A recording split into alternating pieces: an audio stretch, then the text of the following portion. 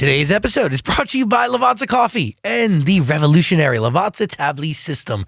No capsule, just 100% coffee tab and a velvety layer of foam that is truly unmatched.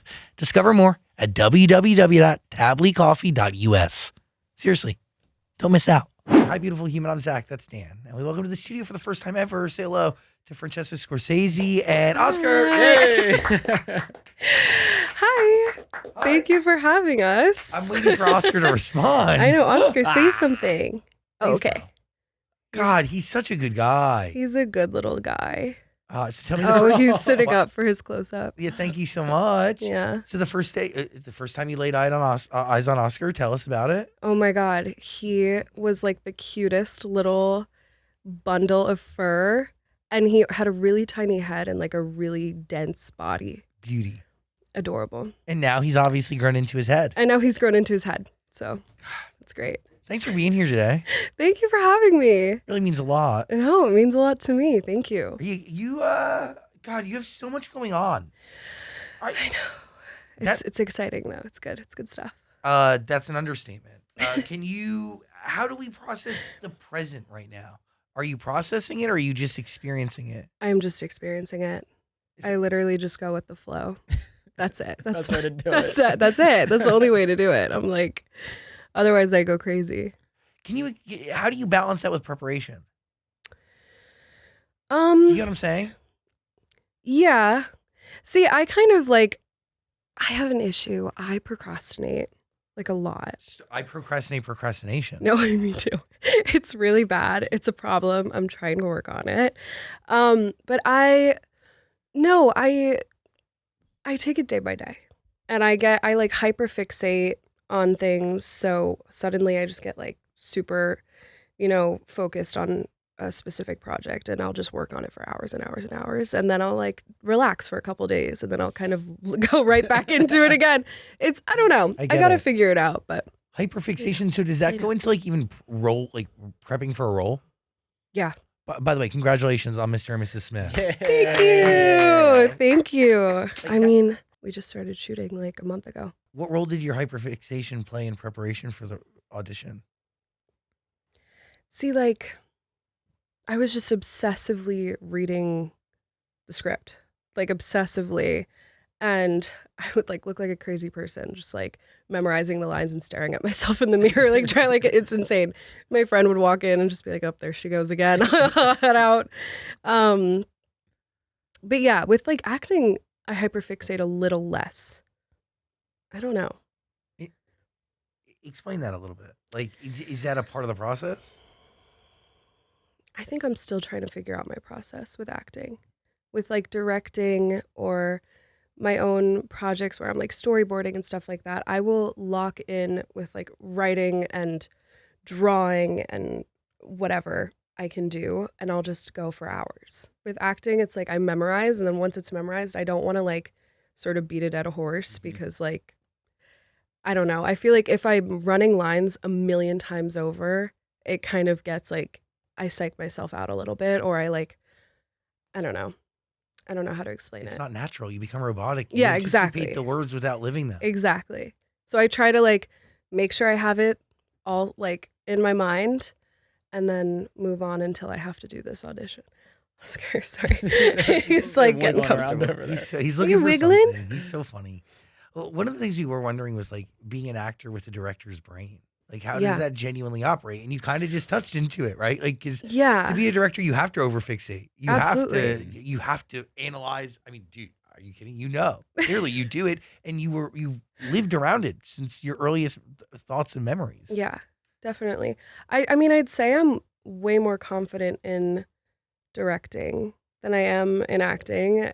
Acting's still a little out of my comfort zone, but I just feel more comfortable with directing. I don't know how to really explain it. Oscar, you've got to chill out, buddy. Then what motivates your desire to act at all? I think when I was like a teenager, He's like trying to get comfortable. Needy? He's like just trying to figure it out. He like is so obsessed. Like he's so needy, and he'll just like he'll paw at me if I'm not petting him. Of course. I think when I was a teenager, I was just like going through it. And my main form of distraction was like watching films and television shows. And, um, I would sort of like put myself into those characters' shoes rather than my own. Like I just get myself out of my own issues that I was dealing with. I feel like 13, 14 is such a fucking off. Can I curse in this? Yes. Okay. I was like, wait, I was like, oh, I have to like censor myself. It's a fucking terrible age. Horrendous. Oh my God. I like lost my mind. And my mom has Parkinson's and my dad was traveling and like dealing with a really ill parent was just terrible. It was like I was also like just hormonally changing and all this shit. And like high school is like going into high school is like scary. So I was just going through it. And I didn't really have siblings. Like I have 2 half sisters, but they're like significantly older than me, like 60 and 50, and I'm 26. From 2 different moms. My dad's was married 5 times. Okay, it's insane. My mom is the 5th wife. And so it's like I have a weird relationship with them. I love them. We've gotten closer throughout the years. But I was sort of an only child. I considered myself an only child growing up.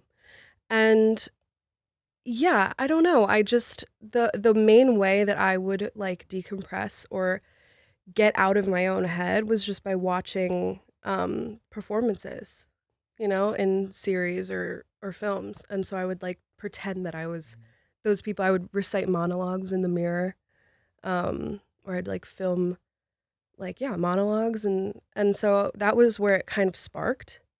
But then I just got into it and I just tried it and I really enjoyed it. It scares me. It scares the shit out of me, but I have a lot of fun. Are you scared of directing? No. I have a lot to learn. I'm not like totally. I have a lot to learn and, a lot to live up to. So do you act because it scares you? Yeah. I think but I also think that in order to be a good director, you need to be able to like be in front of the camera as well and have experience. By the way, that was something that came up in our prep discussion was like your dad's never really, I mean, he's in the studio, but like he wouldn't fancy himself. We wouldn't call himself an actor. He's a really good actor. No, yes. No, I know. No, but I literally, oh my God, no, I'm always like, you're such a good actor. Like you got to do this more. And I'm writing something right now that I'm going to throw him in. And he's like, he's already complaining. And I'm like, no, you're going to be in this and you're doing it my way. But no, he was so good in the studio. He's acted in a few other things. Wasn't he just in Jonah Hill's film? Which film was that? But he's himself though, right? Yes. In Jonah's, I don't know. I'm not sure. We'll find out. So, but that's interesting. Like, by the way, in radio, which is where we came up, like they have this line of like, you can't really trust a program director who's never been on the air before. Yeah. And I guess there is some truth to like, having a director who's acted and understands like all the nuance and the pressure. And I mean, there's 1,000 different layers to what it means to be in front of a camera instead of behind. Totally. There's so many layers to it. The movie is called Outcome, and your dad played Richie Red Rodriguez, a washed-up agent for an agent. See, okay, pretty cool. It's great. It's great, and he came back beaming from the studio and shooting that. He was so happy. I was like, yeah, like he was so happy. He really did well, and every time I would see them, they were like, "Your dad, amazing in this. He was so great, so funny." I was like, I know, he's awesome, and he's good at everything he does. It's like annoying. It really is. But you have to get a different perspective, right? Like because you've acted, you've directed. Like how do those two work together to make you the creative that you are? I mean, again, I'm still learning, but I think that I'm more like sensitive towards my actors in a way because I can kind of put myself in their shoes and know what it feels like. How overwhelming it can be to be in front of the camera and being vulnerable and so in front of so many different people, like strangers. That's terrifying, and just like knowing how to speak to them in a way without like completely altering their performance, if that makes sense. Yeah. I don't even. Okay. 100%. Good. Yeah, without freaking them out. That's without freaking them out. Without giving them still the room to be themselves and to do their thing. Yeah. Can you find out you get Mr. and Mrs. Smith, and then is there any part of you that is, you've worked towards this thing for so long, you've attacked it from so many different angles, quite literally auditioning for one role, not even knowing what it is, just to be called back again years later. Yeah. Dude, I mean, the work is real. Yeah. Are you disheartened to see the reaction that it gets? Because it's genuinely unfair and rather unjustified. I mean, I understand people's reactions. I understand certain reactions. I think that people picking on looks and stuff is just like a low blow, and it's just dumb. And I mean, that's the only thing people can immediately pick on is how someone looks, you know? I understand. No, I have doors open for me for sure. And like, I knew Carmen and she's lovely. But I kind of expected it. I think anything I do, it's like you're damned if you do, damned if you don't, you know? I think if I wasn't doing any of this stuff, people would be like, what a shame. Like, what a shame you're not following. Like, what a waste. That's so true. And if I'm doing it, people would be like, oh, it's so fucking easy for you. So true. So what am I supposed to do? And there's no winning. There's no winning. So I'm just going to live and do it. Do you remember the age at which you realized that people around you were going to treat you differently based on your last name? I think I have two different scenarios. First one was when I realized that my dad was well known. I was like 4 years old. This is ridiculous, okay? I don't know what prompted me to do this. I walked into a Cold Stone Creamery. I think I told you this the other night. Maybe not. And I walked up to an old lady and I was like, my dad's Martin Scorsese. And she was like, oh, no. You know, I was like look, I remember looking up at this woman and she like lost her mind and I was like, cool. And I left. I mean, I guess I got my ice cream and I fucking left. But like that I remember and I was like, okay, so he's famous. And that's what famous means. A random woman, old woman in a Cold Stone Creamery can just know who that is. I think once I was like in middle or high school, it sort of manifested itself as like not necessarily who my dad was, but who I was around. So like Leonardo DiCaprio, Robert De Niro, Andrew Garfield, I was at an all-girls school, first of all. So all the girls were like, Andrew Garfield and Leonardo DiCaprio, like freaking out. Oh my God, like, can I come over? I want to meet. Like, that's when it was like, oh, you know, people have different intentions. Like my friends are my friends, or they're like becoming more interested in me because of who I'm around. As opposed to who you are. As opposed to who I am. And so I became very guarded and I have a lot of trust issues. I was going to say, how does that balance? How do you balance that with sharing? Like, and even like when somebody goes like, what'd you do last night? It's like so hard. It's so hard. I really love to like, well, the thing is I love to like include people in the things that I'm doing. Like my best friends, I'm like, you're coming up with me. Like we're going to work together. We're going to make shit. Or even if I meet you are incredibly loyal. Like we've hung out like a few times before, hanging here today. And your best friend who is with you all the time, no matter what, you've known each other for forever. Yeah. Like 12 years. Yeah. Like, yeah. Ride or die. Ride or fucking die. Like that's my literal like wife, basically. No, I mean you have matching dog bags. This is our dog. We share him. Like I'm not even kidding. You have two dogs. We have two dogs. She's holding the other one in the other room because she's a menace. No, but like, yeah, I'm very loyal to the people that I really go hard for. And the thing is, I love making friends. I love making connections with people. Like you're lovely. I love like talking creatively and just getting to know people. But I have a very hard time like getting very close with people, if that makes sense. And like the thing is, I can sense people's like vibes and energy. Just after so long, you're kind of like attuned to that. But I've definitely made some mistakes. There's definitely some people that I've had close to me that I'm like, God, I can't believe I let them into my life. And by the way, it could be twofold, right? Like, yes, you made mistakes and you've let people in that you shouldn't have. But also maybe sometimes you don't give somebody the benefit of the doubt or a chance to make an impression. it's hard. Like do you get what I'm saying? Like, yeah, someone could say one thing that like and I'm like, something. that's it. Yeah, and it's like, sorry, deuces. Yeah. And then thing is, I have given like a couple second chances though, and then and does it always end up proving your gut right? I'd say there's like one instance that it actually, that it didn't, and everything turned out kind of nice. So, but I'm still like learning. I'm still like, I'm totally still making mistakes, and I don't know. Yeah. Why'd you choose? I was gonna say, do you ever avoid mentioning your last name when you introduce yourself to people, just so they don't make judgment immediately? Yeah. Yeah, that's definitely. I literally went to like a film camp when I was in high school, like very early stages of high school, maybe even end of middle school. And I went by my middle name as my last name, Kingsland. Oh, that's so I was nice. like Francesca Kingsland. Smart. And then everyone lost their mind because, of course, it was like bring your parents to. I swear, it was bring your parents to watch the final projects. Everyone lost their shit. My dad walks in, and I was like, sorry. It was insane. But like, I wanted him to see my film. Yeah, absolutely. What am I supposed to do? But I was definitely treated differently. It was really interesting. It was like normal and nice. What did you realize in that moment, or during in this collection of moments that would follow, with no one knowing who you really were? It's just interesting to see how people will switch.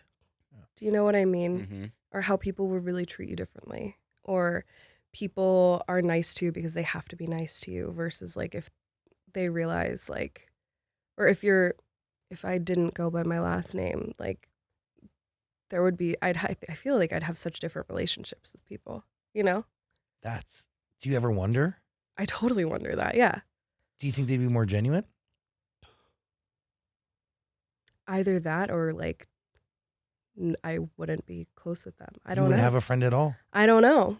It really depends. But I mean, a lot of people, thing is like people like expect a lot from me as well. Like if I don't know, people feel entitled to certain things if I bring them into my life.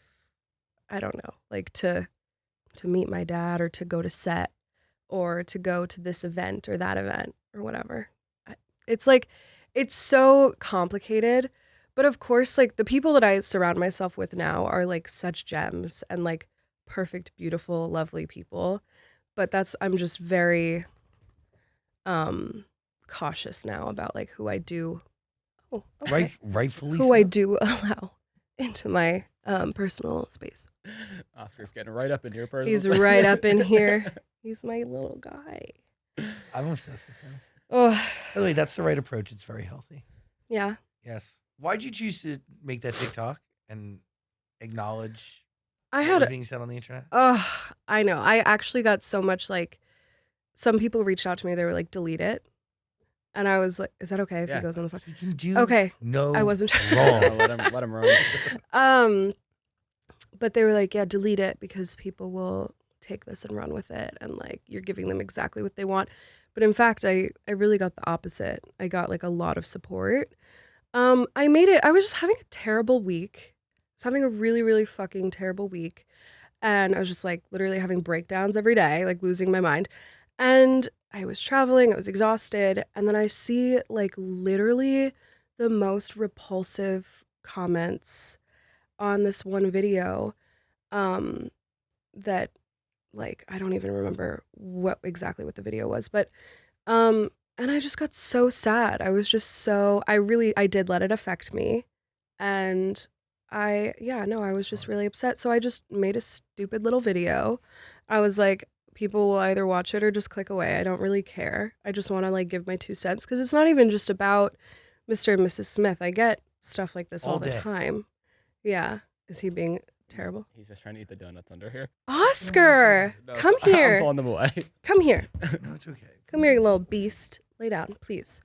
I get comments like this all the time. I just block everybody who like gives me shit. Really? Yeah. I went through that whole comment section and blocked like 100 people because it's like disgusting. Wow. Like I don't want anyone to even see anything I do at this point. Like if they're gonna go out and just say mean shit, you know? I respect that. But I've gotten it for years. Are you kidding me? Like literally years. For the Chanel commercial my dad did and he threw me in it, I was like, you did the behind the scenes, right? I did the behind the scenes and then I was in it next to Timothy and like that video went viral where he got hit with the camera.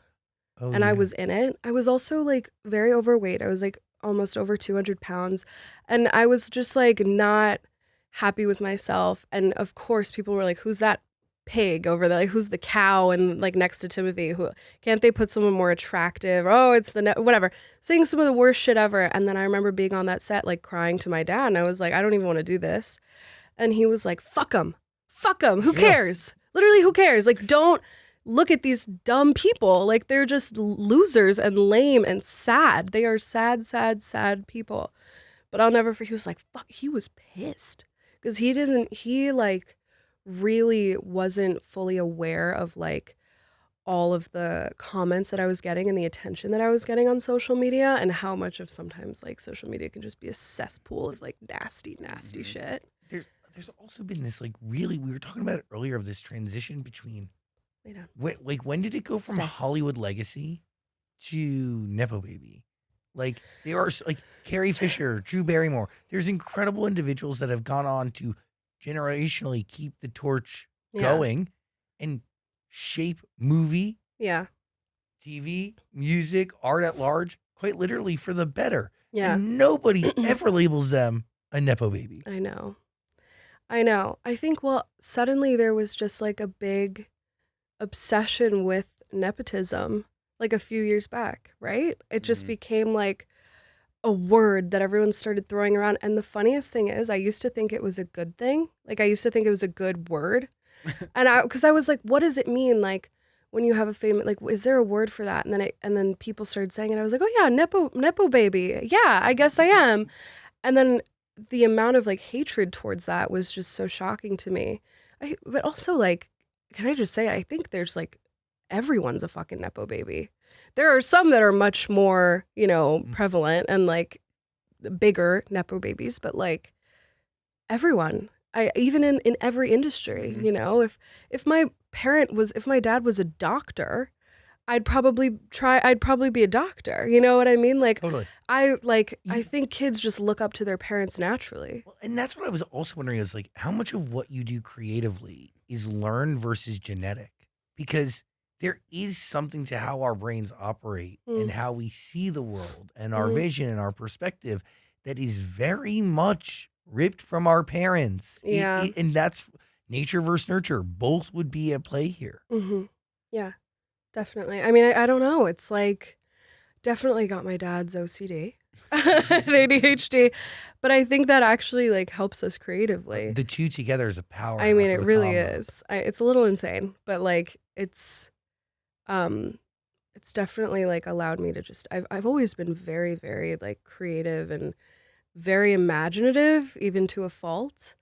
But then also like being brought up on film sets, like it's like, it also like kind of skewed my sense of reality, if that makes sense. Like watching this like make-believe happen in front of my eyes on repeat, the same scene over and over.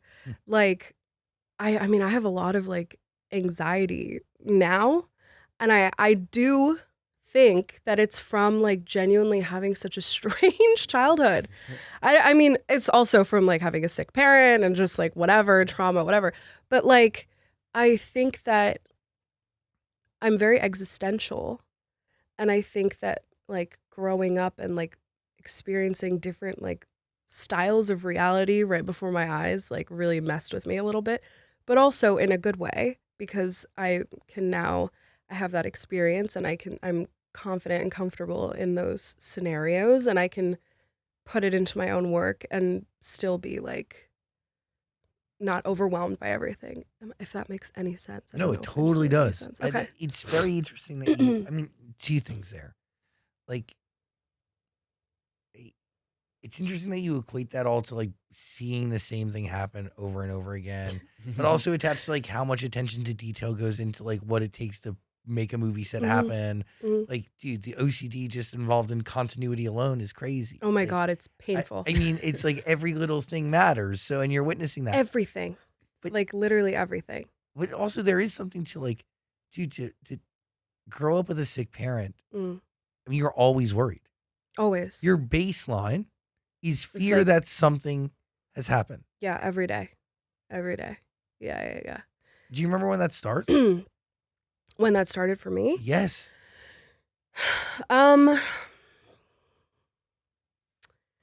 Very young. I think I was like 8 years old. And I remember like being at the park with my nanny at the time. And she was like, Mommy's in the hospital. She's getting a surgery, but you're going to see her soon. And honestly, even before that, I remember my mom had she had tremors. She has early onset Parkinson's, so she got it in her 30s, which is like unheard of. Normally, you'd get it in like your 70s, maybe your 60s. But she was always like shaking and had like these weird like involuntary movements. So when I was around 8 years old, she got a deep brain stimulator put in. And I remember coming home and she had like bandages all over her. She looked like a chipmunk. And I was like, Mom, you look like a chipmunk. And like, it was just like a cute, like, and she also like ended up gaining a lot of weight from that surgery. And so I knew something was just very different. But I think maybe around 9 or 10 years old, I was just having a lot of anxiety. I always thought she was going to die. I thought my dad was going to die. I mean, I have older parents. My dad, like, he's 83 right now. I'm 26. Like, so like I'd see people going with their parents to whatever, like, you know, out and about on a daily basis. I had a very strange family scenario. My mom's very sick. My dad's very famous and he couldn't really go outside with me. So I was just with my nanny a lot. And I think I was just very lonely. And my mom, anytime like as her disease progressed, she would fall and break her bones a lot. And a lot of the time I was the only one there to deal with that. And so I sort of became like a little bit of a caretaker at like 12 years old. And, you know, my dad was off shooting or he'd come back and it was just like very stressful scenario. But anytime I'd get a phone call, I would just be stressed out that it was like one of them was in the hospital. So, and even now, my heart skips a beat if I get a call from like my dad's assistant or, you know, one of the nurses, even if it's just to talk to my mom on the phone. So it's like a lot of baseline anxiety, if that makes sense. But 100%. So I just learned to like sort of naturally like disassociate. I just struggle a lot with anxiety, and so that's part of it. But I mean, I also cope with it through my art. And I think that's the only way to do it. Even my dad, he copes with, you know, all of his own feelings and thoughts and just complicated, like any kind of thoughts that he's dealing with, he throws it into his art. Like his next film, I think, is very much him coping with our family scenario now. You know, there's this thing in music where you hear a finished song, a finished track, and it really does. It sounds effortless, right? Like you hear it, it just sounds like somebody just did it, poof, magic. But the reality is there was a human being that made 1,000 small choices that all point in one direction. That's the Lavazza Tabli system. They didn't start with a coffee machine and figure out what to put in it. They started with the coffee itself, a tab made of 100% coffee. No capsule, no individual packaging, no additives. And then they asked, what does the machine need to be to make this tab produce something extraordinary? And the answer is this gorgeous system with a slider opening, automatic discharge, and an extraction technology that really creates this delicious, smooth, creamy foam each and every time with like pure precision. Everything is in service of the coffee. And to be honest, like that's kind of the point. Lavazza calls it the Tabli ritual. And I do personally get why, because it's the part of your morning that you don't rush through. It's the part of your morning that you actually look forward to. The slide, the extraction, that first cup, the first sip. It's a small moment that feels like it was designed just for you. Like just for you to enjoy, not just consume. Discover more at www.tablicoffee.us. Go see it for yourself. www.tablycoffee.us. The future of coffee is waiting.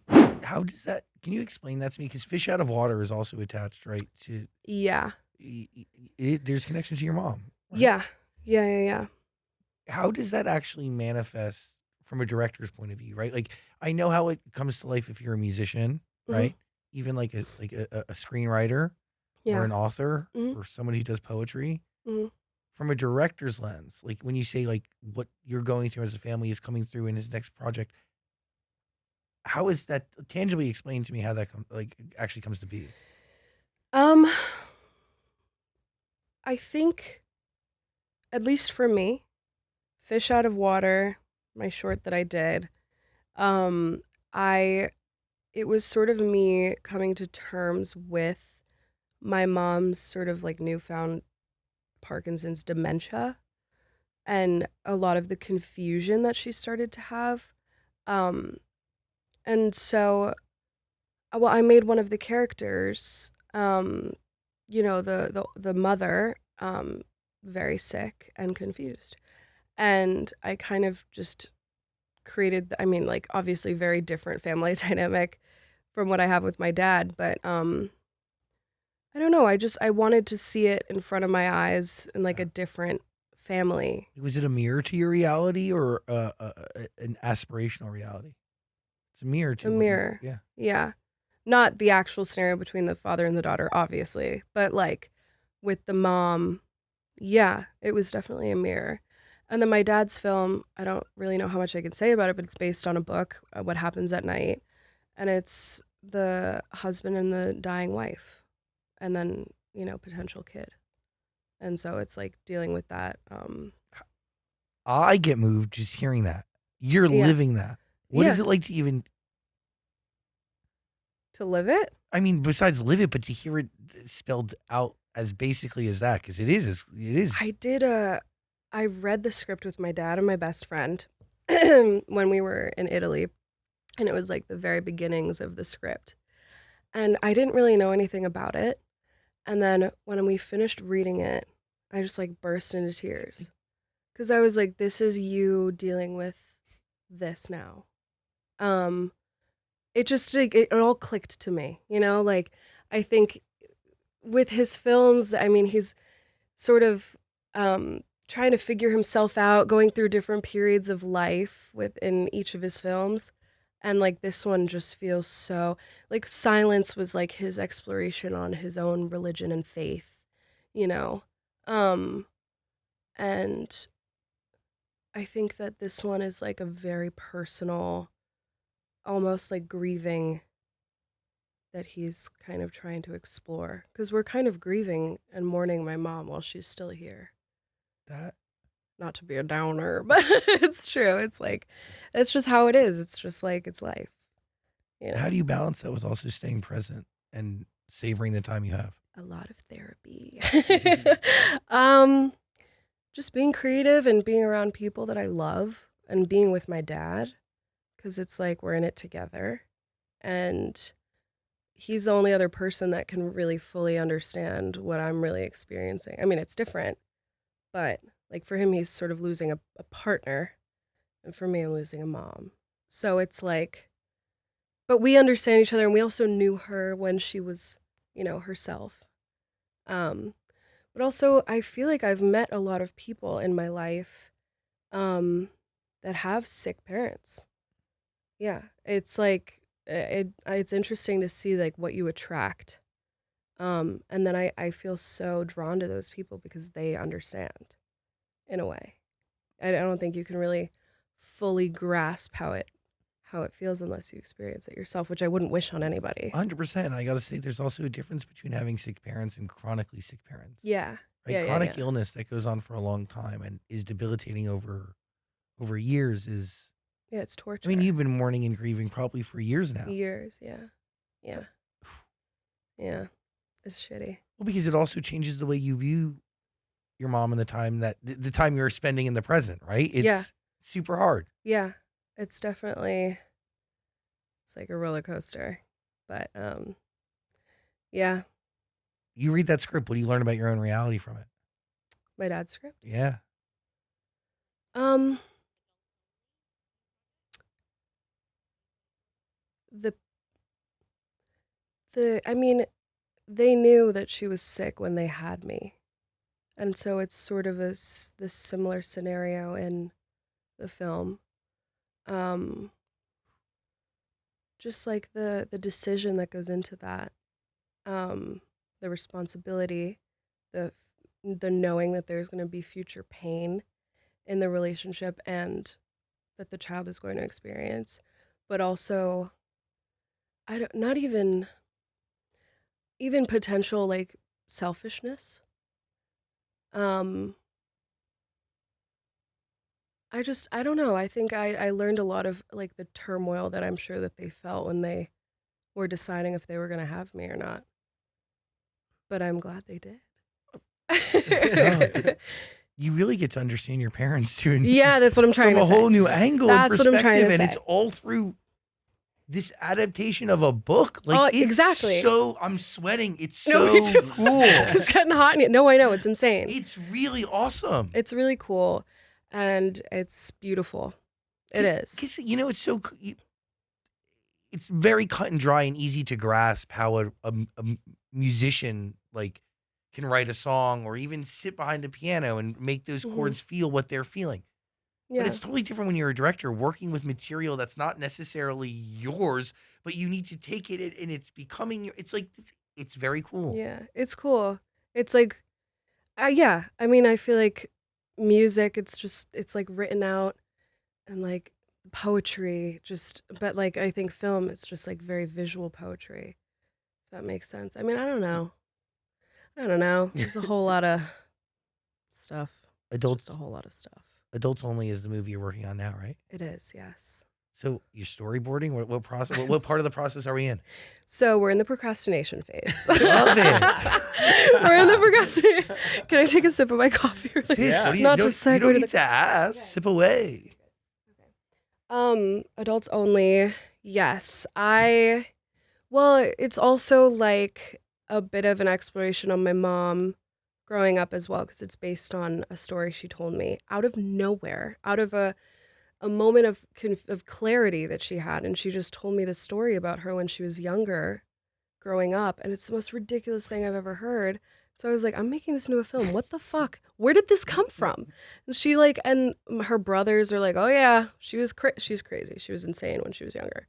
But yeah, so it's also like me kind of like honoring her in that way, just like I did with Fish Out of Water, but this one is more, it's a real true story. And so right now, I mean, we have the script. Right now we're casting. We just locked in a casting director, and I'm gonna start storyboarding very soon. I did my location scouting and all that jazz, so I'm just excited. It's just hard to like find. It's basically, it takes place in Paris, and my mom is American but speaks French, and it's about her and her father and her mother growing up in Paris. And her dad was a diplomat. And so they were like in the American embassy. Yeah, it was insane. But I need people that can speak French and also English that are American. I need an 8-year-old girl to be the lead. And it's just all like really intense. Like I don't, this is going to be stressful for me, I think. Just trying to find the right people. Yeah, but you need to do this. Mm-hmm. Yeah, I need to do it. So can you explain to me the process here? Like, do you have a script? Yeah. So, okay, you write the script. That's the first thing, yes? Yes. I mean, I heard the story, and then I tried to write the script on my own, and I was just having such a hard time. So I hired a writer, Sarah Ella Osbeck. She's lovely.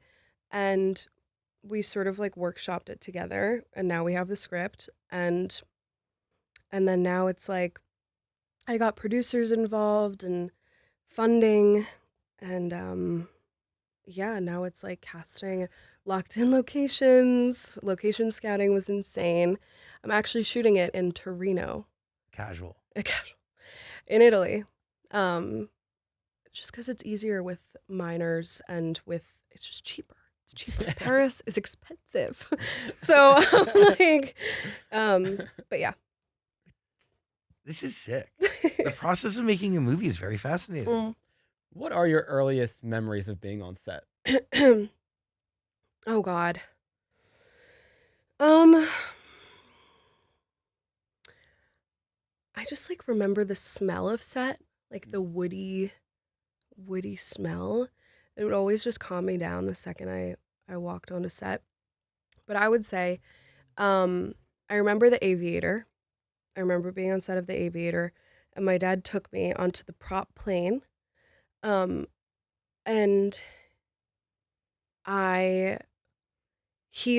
it had turbulence. Okay. And so he like was like, sit here, honey, look how fun.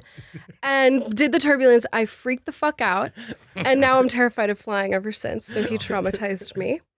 And I had just a bunch of different like insane experiences, like trying to be quiet on set, like as like a little kid with my friends. What else? Hugo, I was in a couple times and it was just so cool. Like you felt like you were just being transported back in time in like this Paris train station. We shot it in London. It's like how it goes. But it was like, and I had the biggest crush on Asa Butterfield. Oh my God, I was obsessed with him. I was like 10 years old. He was 12. I thought he was so hot. And it was just like, I was obsessed. And also seeing my dad work with kids as his actors was completely different. Was that weird to witness? It was so weird. I was like, absolutely. No, my dad. I was like, that's my dad. No, it was just so interesting. I was like, this was obviously before I even wanted to act, but like, I just thought it was so different. I was so used to seeing him with Leo and Bob, like all the time. Like, it was insane. Yeah, Aviator, I have a lot of memories from that, and maybe even The Departed. What other films? Yeah, The Plane was the one. It really sticks out. That was the one that stuck out. Is there something that your dad does that you plan on carrying on for as long as you choose to make movies and create? That's a really good question. Something my dad does.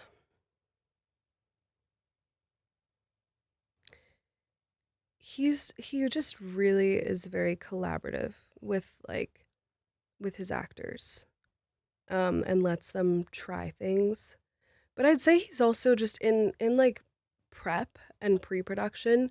He storyboards like a madman. Yeah. Like I have in our house, we have like framed storyboards that he made when he was like 14 of like an ancient Roman epic.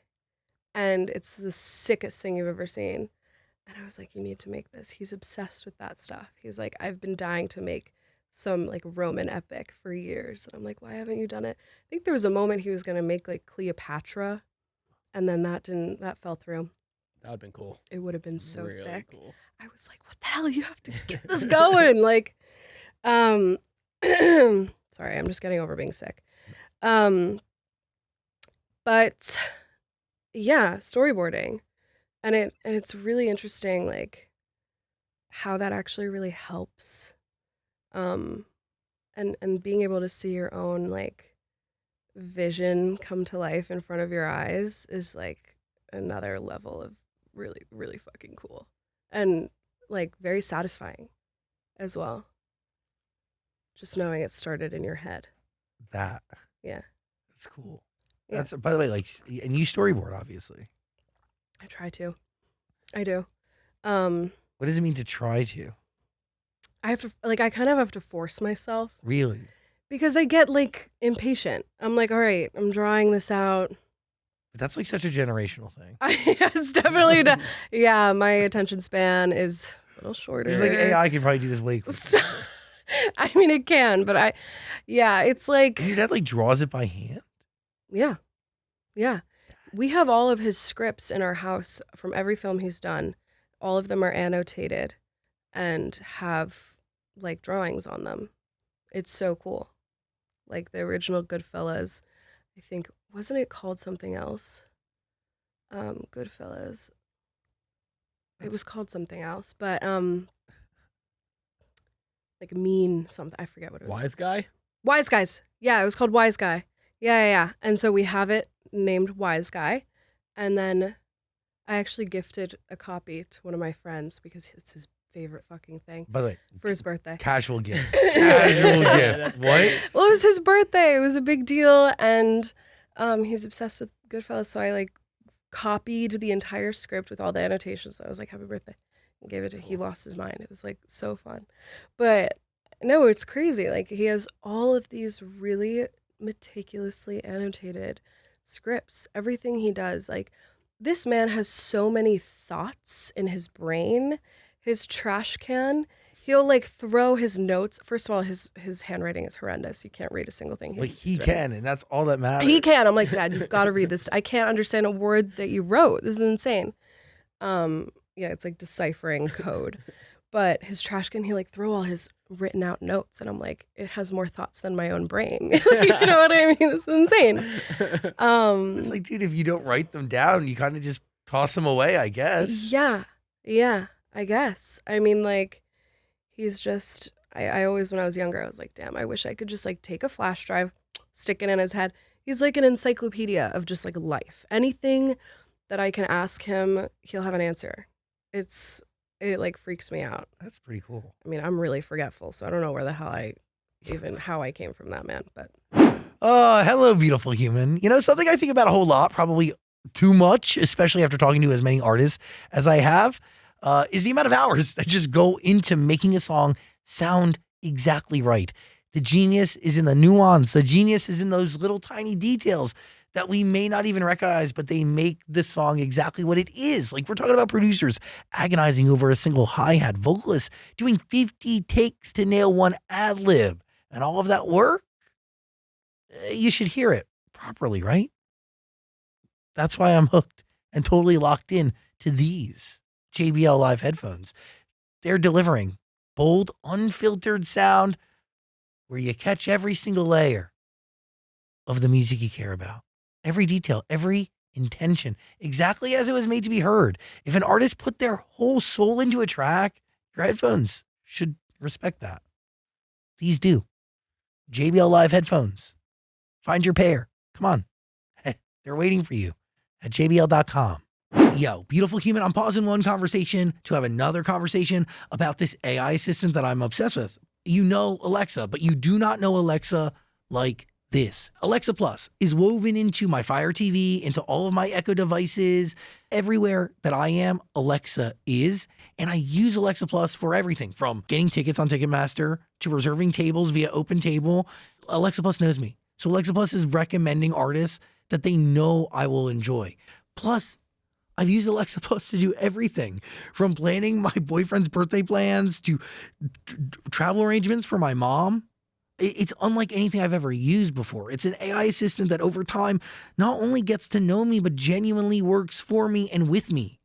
If you're into this sort of stuff, it's worth checking out because it's unlike any sort of AI I've ever used. And I'm out there. I'm using a lot of AI. But this is different. Plus, it's free if you got a Prime subscription. Just saying. So learn more at amazon.com/Alexa Plus. What do you learn about him from the documentary that was made about him last year? Which, by the way, is 5 hours long. That's like one of the most insane things I've ever heard in my life. And I sat through it at the premiere. That you made people sit through one 5-hour sitting? Yeah. Whoa. Wow. Yeah, with one intermission. Wait, so it broke what? Okay. Yeah. Yeah. So, okay, well. What did I learn? That he had some girlfriends that I didn't know existed. Interesting. Okay. Yeah, there was one of them in the first episode. I was like, "Who the fuck is that?" Shows up hour one. Hello, hour one. Like in the first like 30 minutes, I'm like, "Who the fuck is that lady?" You didn't tell me about her. What? Could have been my mom. Jeez. I mean, that man was a womanizer. It's just hilarious. Like I can't. But the thing is, he's said all these stories before to me, so like I kind of just knew. He was scared for me to see it. He thought I was going to look at him differently and judge him. And I was like, he was scared for everyone to see it. He was terrified. He was like, everyone's going to hate me after this. I was like, what do you mean? What do you mean? And I didn't, and nobody did. Everyone loves him even more. It's like, I think he's a sensitive guy. So understandable. Yeah. Deeply understandable. Mm-hmm. By the way,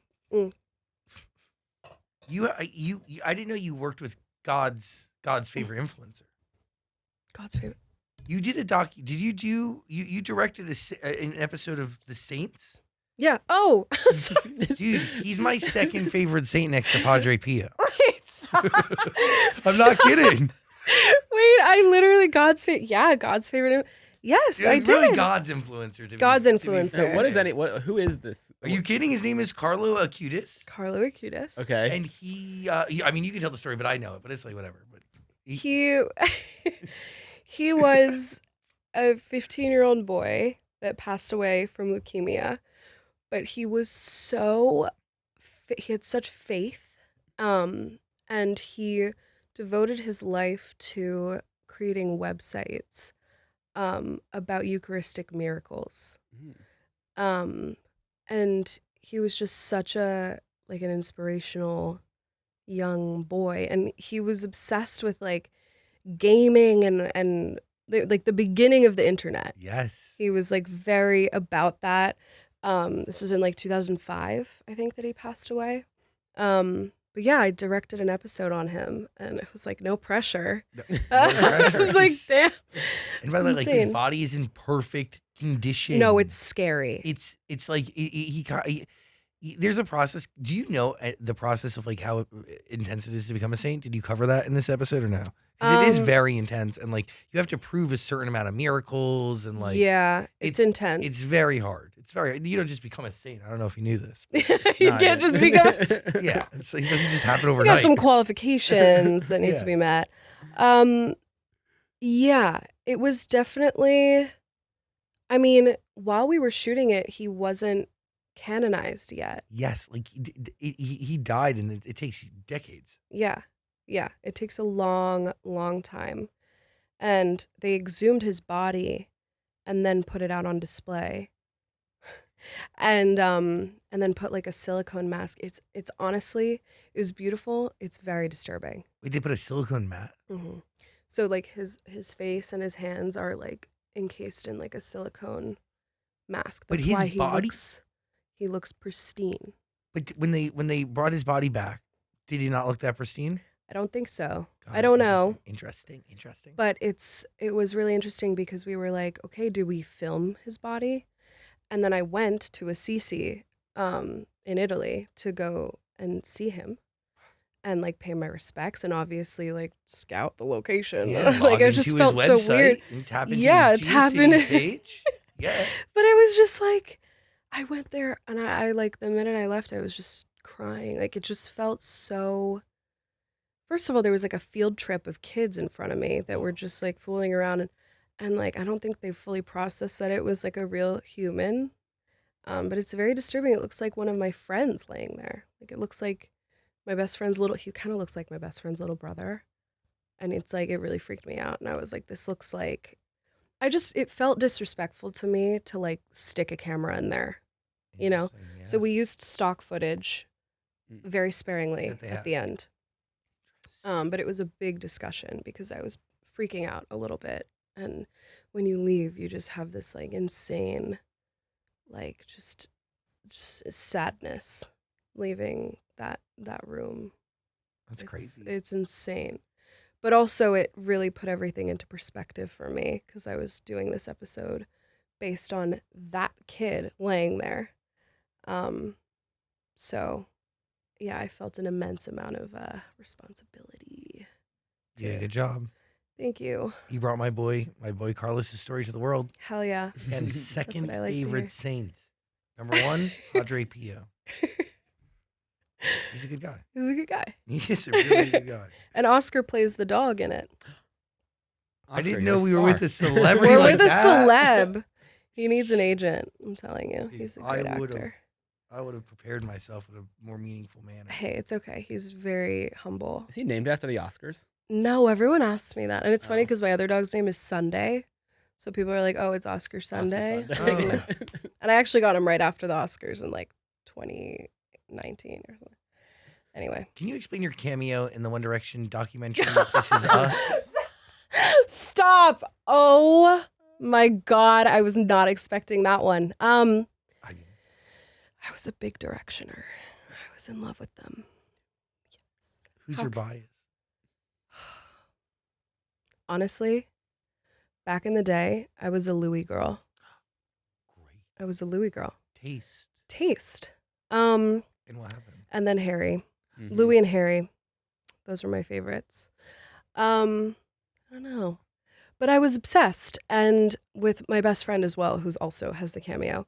And who also has the cameo? By cameo, it's like you're just really there. We're just there. We went to a concert. I like begged. My dad would always show me different artists, and so I showed him who I was obsessed with at the time. I was like 13. It was so embarrassing, and I was like, I loved it, but I was also like, oh my God, there's this boy band. All the girls are like freaking out over it. My dad's sitting there next to me. It was just like so funny. But I can't. He took you. He took me. And then we went backstage. Obviously. You can't let Martin Scorsese just fucking hang out in the pit of a One Direction concert. So we ended up backstage and we took a photo with them. You knew exactly what you were doing. I knew exactly. I know it. But yeah, everyone's like, are you the girl that was in the One Direction? This is us. I'm like, yeah. So you get the most recognized from these days? I do get sometimes on TikTok. People are like, wait. I freak out. And I have it framed, this photo of us, me, my dad, my friend Inez, and One Direction in my bathroom. That's amazing. And sometimes I'll like put it down because I'm like, this is so fucking embarrassing. And every time I come back to my parents' house, it's back up. I'm like, I can't escape this lore that I have. It's great. Your thoughts on Harry getting engaged? I feel like it came out of nowhere, but like, good for him as long as he's happy. You know, to a fellow Nepo. To a fellow Nepo. Exactly. Look at you guys. You guys needed this win. This is a big win for the community. We needed a win for one. I can't. Oh God. You're great. Yeah. No, you're great. You're like genuinely one of my favorites. This is a lot of fun. I'm honored. No, this was good. This is so much fun. I gotta say, I howled at laughter sitting next to you at a dinner the other night. But to be fair, the thyroid goes. Sorry, I don't even. Dan, I literally just met a woman. I didn't know her. She walked to the table, and I shake her hand, and I'm looking at her, and she says, "What?" She literally looks at me. She goes, "Do you have a thyroid condition?" And he was like, we like fell to the ground. She goes, "Your eyes are like saucers." And he was like, "I have no idea what just happened or who you are." She came in like guns a-blazing. And they were blazing. And the reality is now I need to get checked because I feel like she could have smelt she something saved on your life. Maybe she could have saved your life. Yes, like when she shook my hand, maybe she felt like I was a little She felt swollen. that you had something going on. Yeah, she could see the roundingness of my, what are these called on the body? Lymph nodes? Lymph nodes. I can't. That's connected to thyroid, I think. Is it? I don't know anything. No. About that. Yeah. My parents aren't doctors, so I didn't get into it. Me either. I didn't either. Yeah. No. I know a lot about Parkinson's, though. Tell you that. I'll tell you that. I guess, thank you for sharing your truth to your art. No, by the way, of course. It's a really special thing. I'm like an open book. And even conversations like the one we had here today will help and touch people who desperately need it. Like that's a very powerful form of mutual understanding that doesn't come across the algorithm every day or in art every day. So it is really vital, and just thanks for sharing it. Of course. It means something. Speaking of art, when you bring your dad a TikTok idea, is he like, yes, or is he like, oh, what is it this time? He's literally he's like, what the hell is it this time? Child, leave me be. But also a lot of the time he's like, all right, we got to do this. We got to do, we got to do this. And all right, we got to do it. If I tell him like we have to do something for like Apple or Lavazza now, coffee, which I think it's like going to spill, but it's fine. He's like on me. He's on me about it. But if I come to him, I'm like, come on, like, let's do this silly one. He's like, oh. He's like grumpy. He likes to pretend to be grumpy, but he's just like a big sweetheart. It's funny though. He gets like invested. They're so good. He gets really invested in it. Yeah. Yeah. So it's fun. You are iconic. Thank you. So are you. Thanks for hanging. Thank you. Is it bad that I didn't even touch on coffee? I mean, cheers. Do we need to talk about it to enjoy it? I know. By the way, just for the record, this conversation started with sips of coffee. Yes, will end with sips of coffee. It'll end with sips of coffee. And I do believe great coffee, it's more about the conversations it sparks as opposed to it brings people together. Are you kidding? Exactly. God, final thoughts. What do you think? I think we covered a lot. I think we covered it. Hell yeah. Francesca Scorsese, everybody. Thanks for hanging out. Thanks.